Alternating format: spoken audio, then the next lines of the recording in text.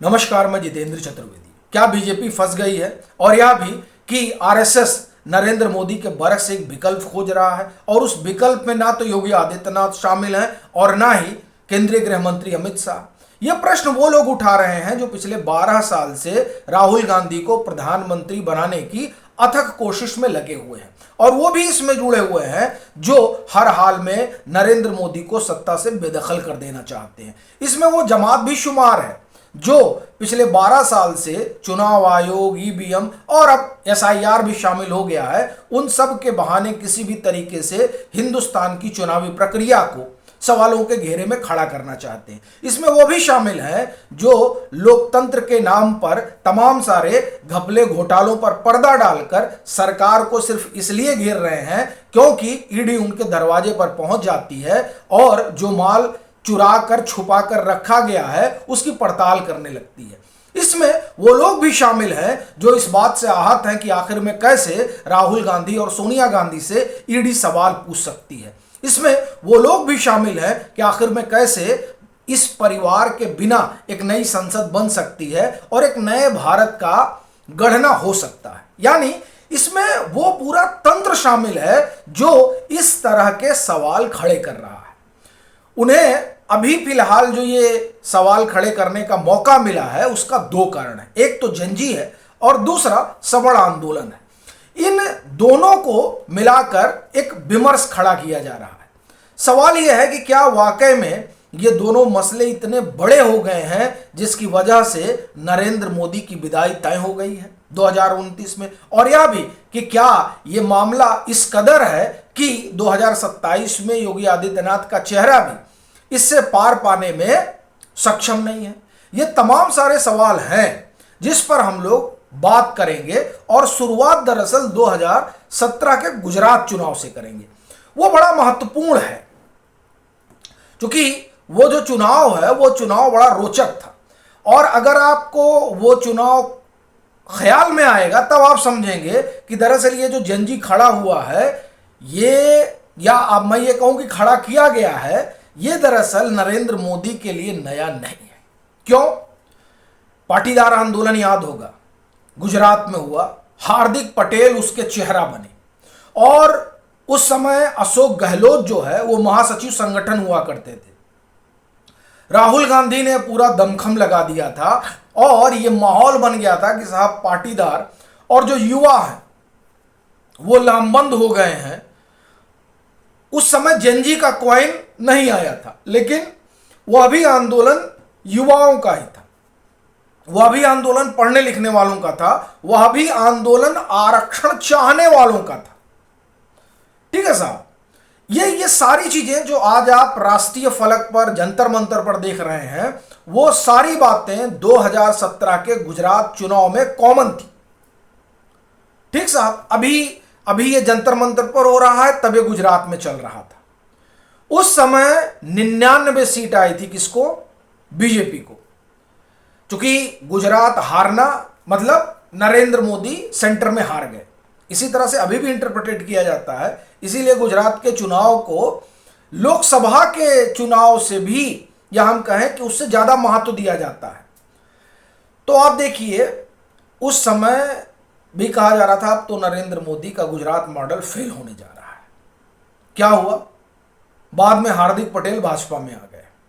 मैं ये नहीं कहने जा रहा हूं और ना मैं ये कहने की कोशिश कर रहा हूं कि अभिजीत दीपके बीजेपी में चले जाएंगे या आशुतोष रांग का, वो ऐसे तिलचट्टों को बीजेपी लेना भी पसंद नहीं करेगी, करेगी तो फिर बीजेपी भोगेगी। लेकिन अपना कहना यह है कि ये जो अभी दो विमर्श खड़े किए जा रहे हैं उसमें क्या स्थिति है उसको थोड़ा समझते हैं कि किस तरीके से इसके इर्द गिर्द ताना बाना बुना जा रहा है। यह बात ठीक है कि सीजेपी का अपना आंदोलन है, लेकिन यह भी सही है कि सीजेपी ने आंदोलित किया है देश भर के युवाओं को, खास तौर से 35 और उससे नीचे के जो लोग हैं वो वाकई में सीजेपी के प्रभाव में हैं। और जब मैं बात प्रभाव की कर रहा हूं तो अपना कहना वो मुद्दे हैं जो सीजेपी ने उठाए, यानी शिक्षा से जुड़े हुए मुद्दे जिसकी अनदेखी लगातार लंबे समय से होती रही है। और उसमें ऐसा नहीं कोई बीजेपी ही शामिल है, जो भी सरकार है वो सरकारें उस मामले में शामिल रही हैं। उन्होंने इसकी अनदेखी की। अगर अनदेखी नहीं की होती तो इस तरह का विस्फोट नहीं होता। ठीक है साहब, तो अनदेखी लगातार की जाती रही, लेकिन वो इतना बड़ा नहीं हो गया है कि सरकार उससे पार ना पाए। और ये कहने की वजह है, देखिए अभी सरकार के पास 2.5 साल है, जो सत्ताधारी दल है जो दिल्ली में बैठा हुआ है, कोर्स करेक्शन शुरू हो गया है। नरेंद्र मोदी की सबसे बड़ी खासियत यह है कि वो हर गलती को बड़ी जल्दी से सुधारते हैं। दूसरी चीज, वो मानते ही गलती हुई है।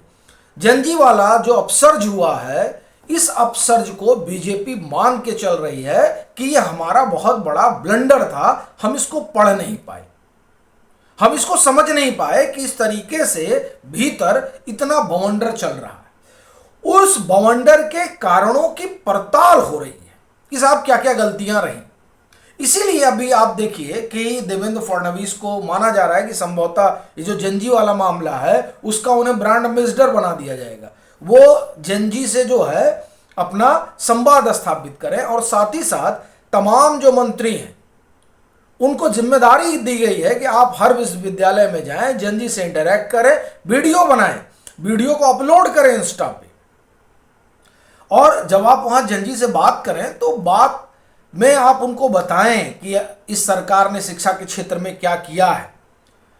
एक चीज जिस पर बीजेपी को ध्यान ज्यादा देना चाहिए वो है शिक्षण संस्थानों का निजीकरण। ये बैकफायर कर रहा है।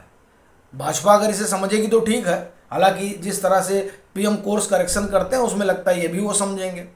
तो ये जो एक बड़ा वर्ग है जो 2029 में तकरीबन 35 से 40 करोड़ के आसपास बतौर वोटर रजिस्टर्ड होगा, वो आप एक तरह से कहें कि उसको कन्विंस करने की कोशिश हो रही है। मैं नहीं कह रहा हूं कि 40 करोड़ 40 के 40 करोड़ को कन्विंस कर लेंगे, लेकिन बीजेपी की पूरी कवायद है कि इस 40 में कम से कम आधा को तो हम टैप कर ही लें। और वैसे भी आप एक चीज देखिए कि ये जो पुणे वाला इनका कार्यक्रम हुआ, बाकी तो कार्यक्रम का उस तरह से कवरेज नहीं हुआ मीडिया में, लेकिन पुणे वाले का बड़ा अच्छा कवरेज हुआ है। और उस कवरेज में ये बात निकलकर सामने आ रही है कि लोग राहुल गांधी को देखने ज्यादा गए हैं, बरक्स इसके कि वो कह क्या रहे हैं। ये आप देखिए तमाम सारी चीजें अब आ चुकी हैं, यानी वो देखने गए हैं। दूसरी चीज, जो जंजी है, जो युवा है, वो बड़ा क्लियर है कि हम देखेंगे कि बेहतर विकल्प कौन। उसने कोई मन नहीं बना लिया है कि वो जा रहा है कांग्रेस के पाले में ही या राहुल गांधी के पाले में ही जा रहा है, उसने कोई भी मन नहीं बनाया, वो देख रहा है, यानी उसको संभावना जहां दिखेगी वहां जाएगा। तो ये एक बड़ी बात है कि जो एक विमर्श तैयार किया जा रहा है कि बीजेपी फंस गई है, फंसी तो है लेकिन उससे वो निकलने की कवायद में जुट गई है। और जो फंसना है वो इस तरीके का नहीं है जैसा विमर्श बनाया जा रहा है, और ना ही राहुल गांधी को लेकर उस तरह का अपसर्ज हुआ है। लोग बात कर रहे हैं, लोग जा रहे हैं, लेकिन देखिए गांधी फैमिली है तो गांधी फैमिली सेलिब्रिटी ज्यादा है तो उनके लिए भीड़ आ जाती है। 1999 का चुनाव ऐसा ही था, नहीं 19 माफ करिए 1998 का चुनाव, 97-98 का चुनाव जो था वो ऐसा ही था जब सोनिया गांधी ने कमाल संभाली थी कांग्रेस, तो उनकी सभाओं में बड़ी भीड़ टूट पड़ती थी। तो उस समय यह इंटरप्रिटेशन किया गया कि साहब बस अब तो कांग्रेस आ रही है। आई कौन? अटल बिहारी वाजपेयी की अगुवाई वाली सरकार। तो इसलिए भीड़ देखकर डिसीजन लेना बड़ा गड़बड़ है। ये तो एक बात। दूसरी बात, जंजी बोल भी रहा है कि हम अभी ये देख रहे हैं कि कौन बेहतर है और उसके लिहाज से हम काम करेंगे। हाँ ठीक बात है, राहुल गांधी मुद्दे उठा रहे हैं, इसमें कोई दो राय नहीं, लेकिन फिर भी अभी तमाम सारे जो विकल्प हैं वो खुले हुए हैं। एक बात ये हुई जो अब साफ दिखाई दे रही, तो इसलिए ये कहना कि नहीं साहब अब तो खत्म हो गई बीजेपी, ये गड़बड़ है। दूसरी चीज, बीजेपी का अपना एक वोट बैंक है, 35 से जो ऊपर वाला है वो बीजेपी के साथ कमोबेश दिखाई दे रहा है।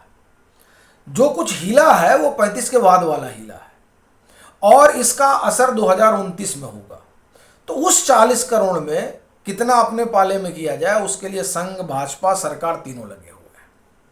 तो इसलिए ये कहना कि अब तो सब खत्म हो गया, मुझे लगता है यह हाइपरबोल है।